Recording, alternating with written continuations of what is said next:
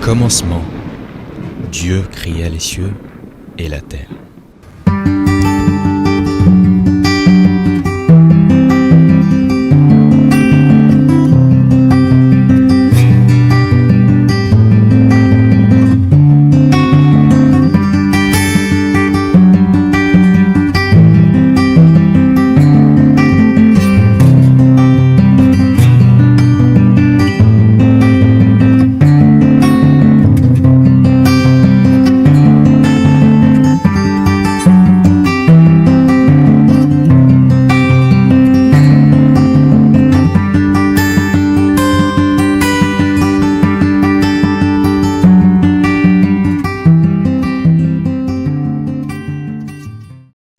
Ah, qu'est-ce qui t'arrive, mon Dorian?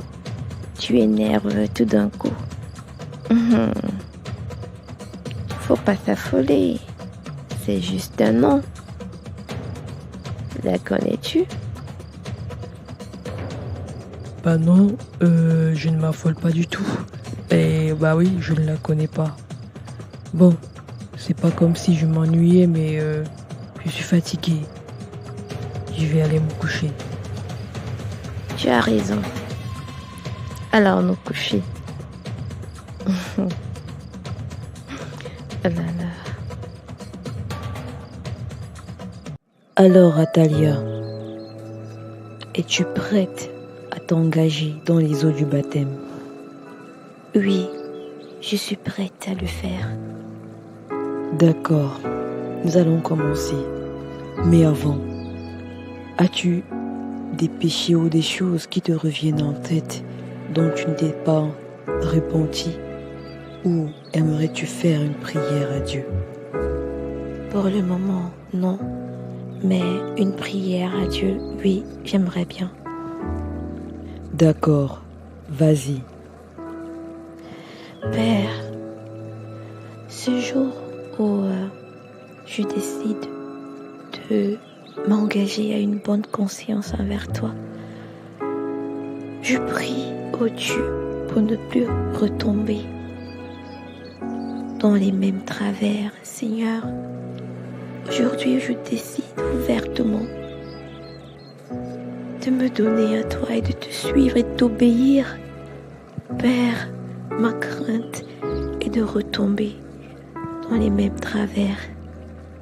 Seigneur, je prie que tu sois ma force, mon soutien, mon tout à chaque situation. Donne-moi d'avoir les regards tournés vers toi à tout moment et sois tout pour moi. Au nom de Jésus. Amen. Même les anges au ciel disent Amen. Ok, allons-y. Jose, merci d'être venu. Si je t'ai fait venir ici, c'est parce que j'avais quelque chose à te dire. Il y a des choses qui ont changé dans ma vie. Et ma nouvelle vie m'impose ce que je vais te dire aujourd'hui. Je te prie juste de m'écouter jusqu'à la fin. Hey, Atalia, je pensais que tu ne voulais plus jamais me voir. Et j'ai été très surpris de voir ton appel. J'ai juste hâte d'entendre ce que tu as à me dire. Merci. Déjà, j'ai choisi un lieu public pour qu'il n'y ait pas d'ambiguïté. Donc, Jose, si je t'ai fait venir ici, c'est parce que je voudrais te demander pardon. Parce que je t'ai poussé à tromper ta femme. Et plusieurs fois, j'ai fait pression sur toi pour que tu la quittes. Ce qui était juste un acte abominable de ma part. Je n'ose pas imaginer ce que ça peut faire que d'être trompée par son mari. Je prie vraiment de me pardonner pour tout le tort que j'ai causé à votre foyer, à votre famille, à votre mariage. Je t'en supplie, pardonne-moi. Mais Atalia, tu n'as pas besoin de t'excuser pour ça, c'était réciproque. C'est pas comme si tu m'avais forcé. Tu n'as pas à t'excuser. C'est juste. Je dois te demander pardon. Parce que c'était une abomination. Tu ne sais pas ce que ça fait que de savoir que ton mari est avec une autre femme, ou même de le soupçonner de te tromper. Les nuits blanches, le chagrin, la mauvaise estime de soi qui s'installe parce que tu te dis « Qu'est-ce que je ne fais pas bien ? Pourquoi est-ce qu'il me trompe ? Pourquoi est-ce qu'il devient froid du jour au lendemain ? Il a changé, ce n'est plus le type que j'ai épousé. Il est devenu une autre personne. » Le fait de voir comment est-ce que tu manques de moyens et de voir chaque jour que tu es en train de le perdre à cause d'une autre femme. J'ai été horrible. J'ose, je prie que tu me pardonnes. J'aimerais effacer cela. J'aimerais tellement effacer la douleur que je lui ai causée. Pardonne-moi, Jose. Je te demande pardon. Mais Atalia, qu'est-ce qui t'arrive ? De quoi parles-tu ? Pourquoi tu me dis toutes ces choses ? Jose, j'ai rencontré le Seigneur Jésus. Et ma vie a totalement changé. Ma vie a totalement changé. Ce que je suis en train de faire, c'est ce que je dois faire. Réparer mes torts. La Atalia que tu as connue dans le passé, tu ne la reverras plus jamais. Parce que celle qui te parle aujourd'hui, c'est celle qui est conduite par Dieu. C'est celle qui vivra désormais comme le Seigneur Jésus le demande.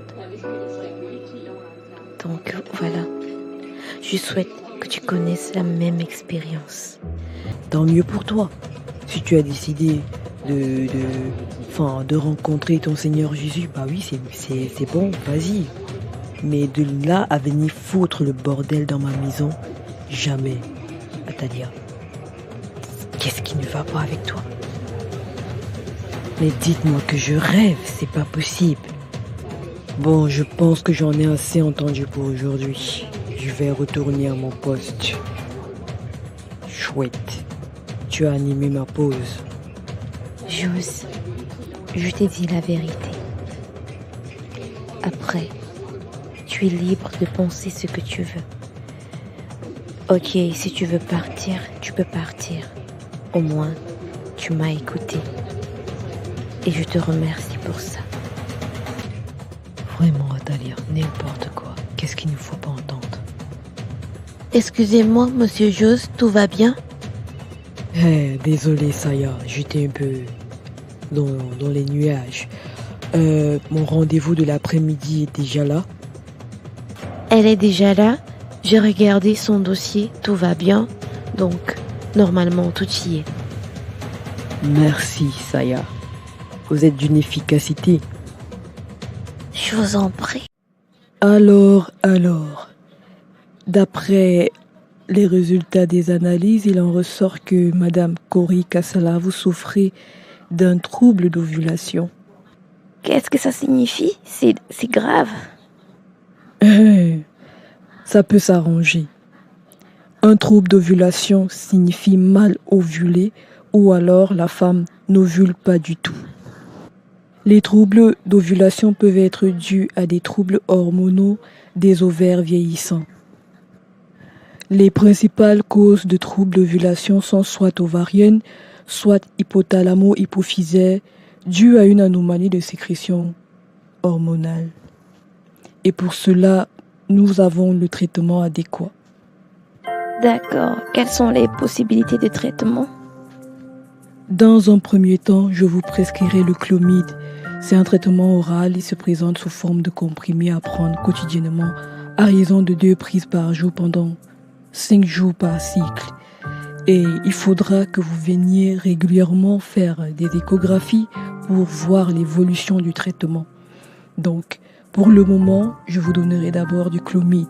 Si par la suite ça se complique, je pourrais peut-être vous prescrire les gonadotrophines, mais pour le moment, nous resterons sur le clomide. D'accord, merci beaucoup. Alors, je vous fais une ordonnance.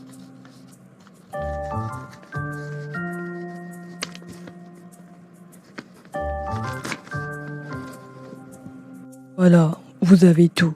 Respectez bien les consignes et normalement, ça devrait aller. Merci beaucoup, ne vous inquiétez surtout pas. Les indications seront respectées à la lettre.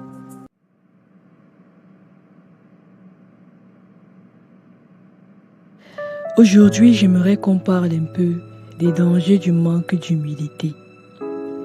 Ceux qui ne sont pas humbles sont orgueilleux. Si une personne ne se revêt pas d'humilité, elle se revêtira de l'orgueil. Quels sont donc les dangers de l'orgueil? Quel est le lot de ceux qui n'ont pas appris l'humilité du Seigneur? Nous allons souligner juste quelques-uns des dangers qui guettent les orgueilleux. Premièrement, Dieu leur résiste. La Bible dit « Dieu résiste aux orgueilleux » Jacques 4, verset 6. Deuxièmement, ils sont une abomination au Seigneur. La Bible dit « Tout cœur hautain est en abomination à l'Éternel. Certes, il ne restera pas impuni. » Proverbe 16, verset 5. Troisièmement, ils sont haïs par Dieu. L'arrogance et l'orgueil, la voix du mal et la bouche perverse, voilà ce que je hais. Proverbe 8, verset 13. Quatrièmement, ils sont voués à l'ignominie. Quand vient l'orgueil, vient aussi l'ignominie. Proverbe 11, verset 2. Cinquièmement, leurs demeures sont renversées par le Seigneur. L'Éternel renverse la maison des orgueilleux. Proverbe 15, verset 25. Sixièmement, ils finissent dans la destruction. L'arrogance précède la ruine et l'orgueil précède la chute. Proverbe 16, verset 18. Voilà les dangers du manque d'humilité dans une vie. Nous allons nous arrêter ici pour cette fois. J'espère que nous avons tous compris que nous gagnons à être humbles, surtout à imiter l'humilité du Seigneur Jésus, car c'est notre modèle. Celui qui veut marcher comme Jésus doit faire comme Jésus. Celui qui veut être disciple du Seigneur Jésus doit vivre comme le Seigneur Jésus a vécu, dans l'humilité. Soyez bénis. Atalia, comment vas-tu? Je suis très contente de te voir. Ça va très bien, professeur Philippe. De mieux en mieux. Tu peux m'appeler frère Philippe. Je sais que ce sera un peu difficile vu que j'ai été ton professeur. Maintenant que tu es un enfant de Dieu, tu peux m'appeler frère Philippe, si ça ne te dérange pas. D'accord, pas de souci, ce sera difficile, mais je vais essayer de t'appeler frère Philippe. Ce sera un peu difficile pour moi, mais bon, voilà. Ok. Et comment était ta journée? Justement, je voulais t'en parler. Aujourd'hui, j'ai fait une sorte de... Pas une sorte en fait. Je suis allée faire la restitution à Jose. Voilà, je lui ai demandé pardon. Je lui ai demandé pardon pour tout ce que j'avais causé à leur foyer et tout. Et sauf que il s'était énervé lorsque je lui ai dit que je devais présenter mes excuses aussi, demander pardon à sa femme. Il s'est énervé, voilà. Il n'est pas du tout d'accord. Donc, à ce niveau, je ne sais pas ce qu'il faut faire. D'accord, je vois. Ok, avec Jose, je pense que tu peux d'abord t'arrêter là. Tu sais, la restitution, c'est quelque chose qui se fait avec beaucoup de sagesse. Sinon, l'ennemi peut utiliser ça pour te faire du tort. Donc, à ce niveau, tu devrais d'abord laisser. Et le reste, faut laisser le Seigneur conduire. Il te conduira. S'il faut que tu ailles jusque-là, lui-même te conduira. Ok. À part ça, comment vas-tu? Et ta maman? Et Franck, comment va-t-il? Ils vont bien, par la grâce de Dieu. Personne n'est malade. Frère Philippe, je voudrais te parler de quelque chose. Depuis un certain moment, il y a comme toutes ces mauvaises paroles qui reviennent dans ma tête. Et par moments, j'entends une voix dans ma tête qui me dit que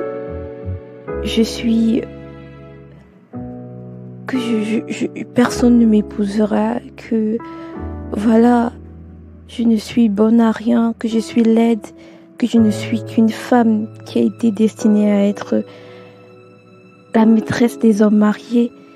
J'ai perdu toute assurance, toute force intérieure, et je sais pas, c'est des batailles continuelles intérieures, et j'aimerais vraiment en être délivrée. Atalia, ma fille, tu as besoin de guérison intérieure. Je sais que l'absence de ton père t'a beaucoup affecté. C'est normal. Une fille est toujours attachée à son père. C'est son repère. Mais la grâce que tu as aujourd'hui, c'est que même si ton père n'est plus là, Dieu est maintenant ton père. Il est ton papa suprême. Il est ton papa éternel. Et il va combler tout ce vide. Il va te couvrir d'amour comme personne ne l'a jamais fait.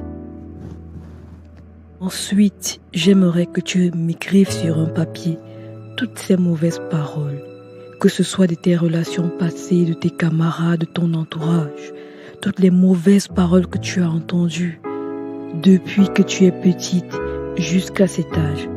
Et une par une, tu vas te séparer de chacune des paroles et annuler leur effet dans ta vie. Je prends un exemple.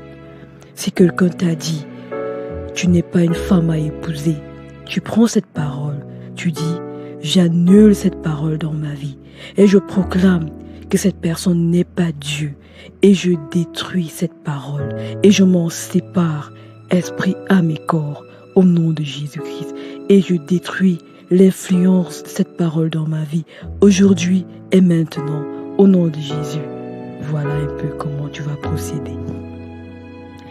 Une autre chose très importante, la parole de Dieu doit peser plus que la parole d'un être humain. Un être humain est un être mortel et le Seigneur est un être immortel.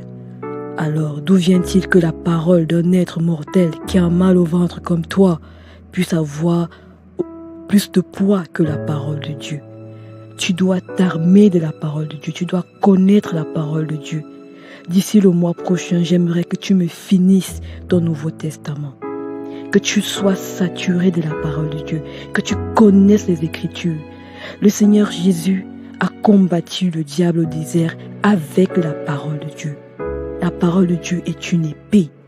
Tu dois savoir la manier et tu dois savoir vaincre le diable en citant la parole de Dieu avec exactitude.